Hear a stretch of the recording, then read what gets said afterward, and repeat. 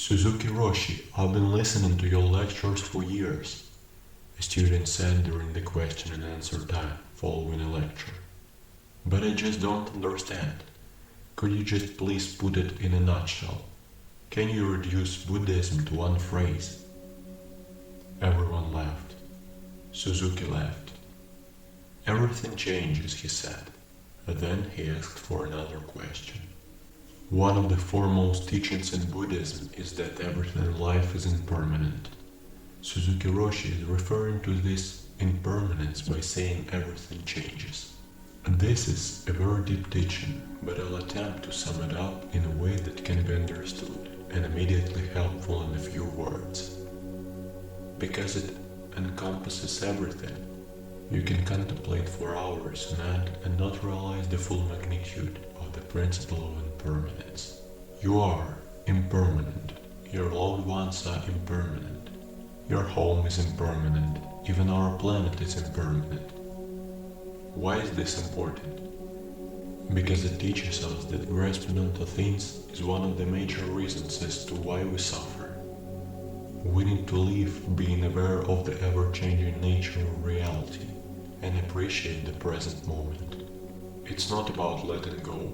It's really about not grasping in the first place.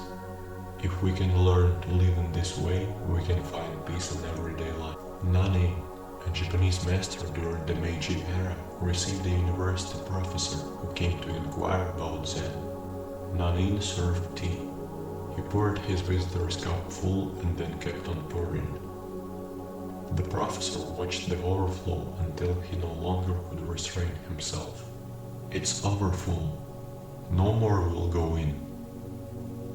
Like this cup, Nanin said, you are full of your own opinions and speculations. How can I show you Zen unless you first empty your cup? Once upon a time there was an old farmer who had worked his crops for many years. One day his horse ran away. Upon hearing the news, his neighbors came to visit. Such bad luck, they said sympathetically. Maybe, the farmer replied.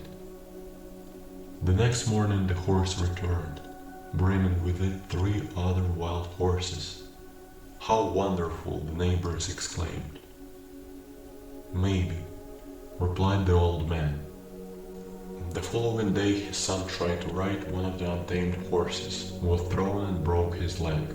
The neighbors again came to offer their sympathy on his misfortune. Maybe, answered the farmer. The day after, military officials came to the village to draft young men into the army. Seeing that the son's leg was broken, they passed him by. The neighbors congratulated the farmer on how well things had turned out. Maybe, said farmer. The farmer is practicing non-judgment. He understands the true nature of life, that you can't judge any event as an end in a way. Our life doesn't play out like a work of fiction. There aren't definite breaks that separate one moment versus another. And there isn't a perfectly formulated end which everything built to.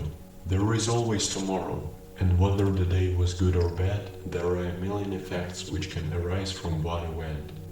Good and bad are interconnected. They are in fact 2 sides of the same coin. If things seem perfect, they aren't. If it seems like it's Armageddon in your corner of the world, it's not. Things can change in an instant, at all times, and they will at some point or another. This doesn't mean that we can't be happy. On the contrary, it means that we need to realize this truth and live in a way that we're constantly aware of it in order to find peace and happiness. Don't let this change the way you live too much just yet, though. For now, just think on it. Observe your life through the lens of this infinitely co-arising universe. This act in itself can bring you a great sense of peace.